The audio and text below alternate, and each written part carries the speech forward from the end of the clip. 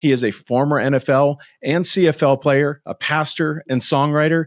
I think I'm going to actually ask him to sing all of his points and responses for the entire episode. So you guys are in for a treat. Gino's passion is to help people pursue Jesus through a lifestyle of radical transformational discipleship.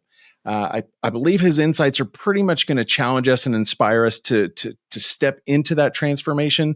So let's go ahead and actually jump into the dojo and begin to master the art of following Jesus. So Gino, welcome to the show. I love having you here.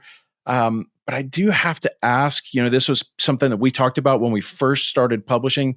What in the world is the dojo? What's up with all the black belt references? And how in the world do martial arts fit into this theme of Christian discipleship? Yeah, well, obviously the dojo's a metaphor and all the martial arts references are a metaphor. And it really happened back in 2014. I was involved in a church and we had a school. They had School of Transformations thing, and they called it their discipleship school. I had just come on staff there, so they asked if I would just go through it to learn their language, just go in there and disciple people.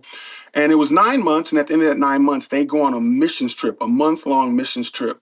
I went, but I just went for a couple weeks, took my two oldest daughters with me at the time. They were like 8 and 9, went to Mongolia, came back and met with the senior pastor, and he asked me about the school. And so I explained to him what I saw in there, what we experienced.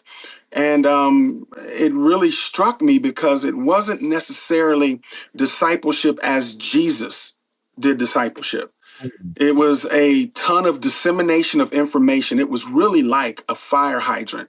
I mean, it was so many books to read and the memorization of scripture, awesome, of course.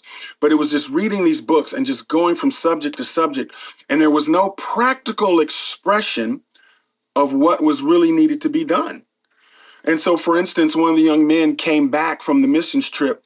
He wanted to, because he had German heritage, he wanted to go on and be a part of a church planting team to Germany.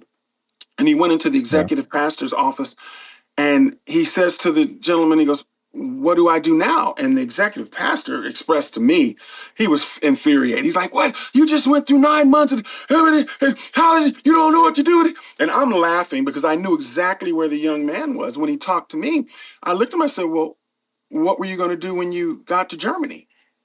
And he goes, "Well, I go, we'll do that right now here."